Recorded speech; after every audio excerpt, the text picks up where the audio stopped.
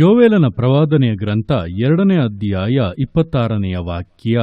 ನೀವು ಹೊಟ್ಟೆ ತುಂಬ ಊಟ ಮಾಡಿ ತೃಪ್ತಿಗೊಂಡು ನಿಮಗಾಗಿ ಅದ್ಭುತ ಕಾರ್ಯಗಳನ್ನು ಮಾಡಿದ ನಿಮ್ಮ ದೇವರಾದ ಯೆಹೋವನ ನಾಮವನ್ನು ಕೊಂಡಾಡುವಿರಿ.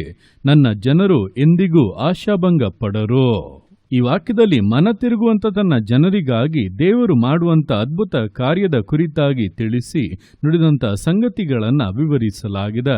ನೋಡುವಂಥ ಸಮಯದಲ್ಲಿ ಇದರ ಹಿಂದಿನ ಭಾಗದಲ್ಲಿ ನಾವು ನೋಡುವುದಾದರೆ, ದೇವರು ತನ್ನ ಜನರಿಗೆ ತನ್ನ ಕಡೆಗೆ ಮನಪೂರ್ವಕವಾಗಿ ತಿರುಗಿಕೊಳ್ಳುವುದಕ್ಕೆ ಹೇಳಿ ಉಪವಾಸ ಮಾಡಿ ಗೋಳಾಡಿ ಅತ್ತು ಹೃದಯವನ್ನು ದೇವರ ಕಡೆಗೆ ತಿರುಗಿಸಿಕೊಳ್ಳಿ ಎಂಬುದಾಗಿ ಆಲೋಚನೆಯನ್ನು ಕೊಟ್ಟ ನಂತರ ಆ ರೀತಿಯಾಗಿ ತನ್ನ ಆಲೋಚನೆಗೆ ವಿಧೇಯರಾಗಿ ಯಾರ್ಯಾರು ದೇವರ ಕಡೆಗೆ ಮನಪೂರ್ವಕವಾಗಿ ತಿರುಗಿಕೊಳ್ಳುತ್ತಾರೋ ಅವರಿಗೆ ತಾನು ಅನುಗ್ರಹಿಸುವಂತ ಆಶೀರ್ವಾದಗಳನ್ನು ಮುಂದಿನ ವಾಕ್ಯಗಳಲ್ಲಿ ವಾಗ್ದಾನ ಮಾಡಿ, ಅವರಿಗೆ ಭಯ ಇರುವುದಿಲ್ಲ, ತಕ್ಕ ಕಾಲದಲ್ಲಿ ಮಳೆಯನ್ನು ಅನುಗ್ರಹಿಸುವೆನು, ಅವರ ಕಣಜಗಳು ಯಾವಾಗಲೂ ತುಂಬಿರುವಂತೆ ತುಂಬಿ ಹೊರಸೂಸುವಂತೆ ಮಾಡುವೆನು, ಹಾಗೆ ಅವರು ಕೇಡುಗಳ ನಷ್ಟಗಳನ್ನು ಅನುಭವಿಸಿದಂಥ ವರ್ಷಗಳಿಗೆ ಬದಲಾಗಿ ಮೇಲುಗಳನ್ನು ಅನುಗ್ರಹಿಸುವೆನೆಂಬುದಾಗಿ ವಾಗ್ದಾನವನ್ನು ಮಾಡಿ ನಂತರ ಹೇಳುತ್ತಾ ಇದ್ದಾರೆ, ನೀವು ಹೊಟ್ಟೆ ತುಂಬ ಊಟ ಮಾಡಿ ತೃಪ್ತಿಗೊಂಡು ನಿಮಗಾಗಿ ಅದ್ಭುತ ಕಾರ್ಯಗಳನ್ನು ಮಾಡಿದ ನಿಮ್ಮ ದೇವರಾದ ಯೆಹೋವನ ನಾಮವನ್ನು ಕೊಂಡಾಡುವಿರಿ. ನನ್ನ ಜನರು ಎಂದಿಗೂ ಆಶಾಭಂಗ ಪಡರು ಎಂಬುದಾಗಿ ಸ್ಪಷ್ಟವಾಗಿ ನುಡಿಯುತ್ತಾ ಇದ್ದಾರೆ.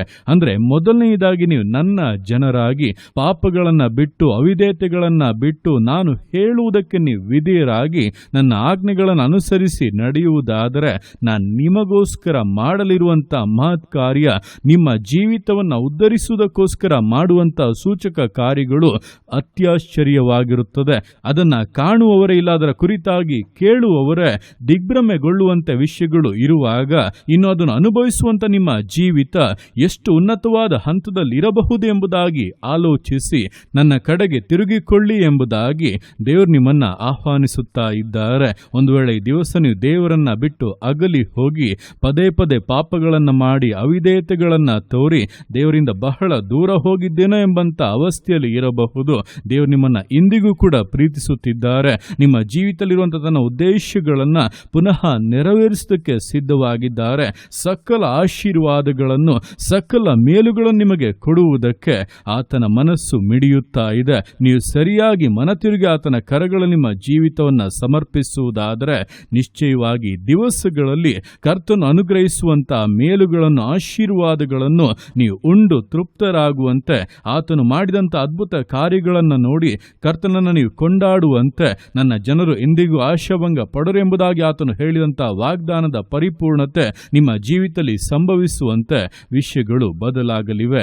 ಆದ್ದರಿಂದ ದೇವರ ಆಶೀರ್ವಾದಗಳನ್ನು ಪೂರ್ಣವಾಗಿ ಅನುಭವಿಸುವುದಕ್ಕೆ ಅವಶ್ಯವಿರುವಂಥ ನಿಜವಾದ ಮನತಿರುಗುವಿಕೆ ಈ ದಿವಸಗಳು ನಿಮ್ಮಲ್ಲಿ ಉಂಟಾಗುವುದಾದರೆ ನಿಶ್ಚಯವಾದ ಮೇಲುಗಳು ಕೂಡ ಉಂಟಾಗುತ್ತವೆ ಎಂಬುದನ್ನು ತಿಳಿದು ನಾವು ಬಿಡಬೇಕಾದ ವಿಷಯಗಳು, ಅದು ಚಿಕ್ಕದೋ ದೊಡ್ಡದೋ, ದೇವರಿಗೆ ಇಷ್ಟ ಇಲ್ಲ ಅಂದ ಮೇಲೆ ಅದನ್ನ ಬಿಟ್ಟು ಹಾಕಿ ದೇವರಿಗೆ ವಿಧೇಯರಾಗಿ ಪರಿಪೂರ್ಣ ಸಮರ್ಪಣೆಯಲ್ಲಿ ಮುನ್ನಡೆದು ದೇವರ ಆಶೀರ್ವಾದಗಳಲ್ಲಿ ಸಂತೋಷ ಪಡುವಂತ ವಿಧೇಯತೆಯಿಂದ, ದೃಢತೆಯಿಂದ, ನಂಬಿಗಸ್ತತೆಯಿಂದ ವಿಶ್ವಾಸ ಜೀವಿತಗಳನ್ನು ಮುನ್ನಡೆಸೋಣ. ದೇವರ ಕರಗಳಲ್ಲಿ ಸಮರ್ಪಿಸಿ ಪ್ರಾರ್ಥಿಸೋಣ. ಯೇಸುವೆ ಸ್ತೋತ್ರ ರಾಜ, ಕೊಟ್ಟಂತ ಈ ದಿವಸಕ್ಕೋಸ್ಕರ ಸ್ತೋತ್ರ ಕರ್ತನೆ. ಈ ದಿವಸ ನಿನ್ನ ಕರಗಳಲ್ಲಿ ಸಮರ್ಪಿಸ್ತಾನೆ. ಪ್ರತಿಯೊಂದು ಜೀವಿತಗಳನ್ನು ನೀನು ಆಳ್ವಿಕೆ ಮಾಡು, ಬಲಪಡಿಸು ಕರ್ತನೆ.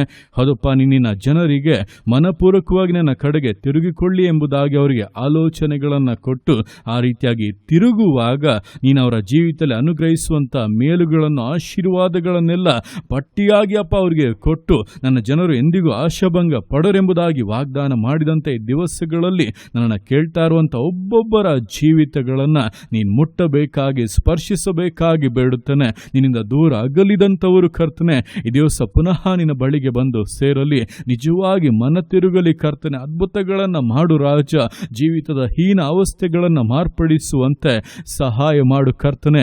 ಮಹಿಮೆಯ ಕಾರ್ಯಗಳನ್ನು ನೀನು ತೋರ್ಪಡಿಸು ರಾಜ. ನಿನ್ನ ಮಕ್ಕಳು ತೃಪ್ತರಾಗುವಂತೆ ಕರ್ತನೆ, ನಿನ್ನಲ್ಲಿ ಸಂತೋಷಿಸುವಂತೆ ಈ ದಿವಸಗಳು ಬದಲಾಗಲಿ.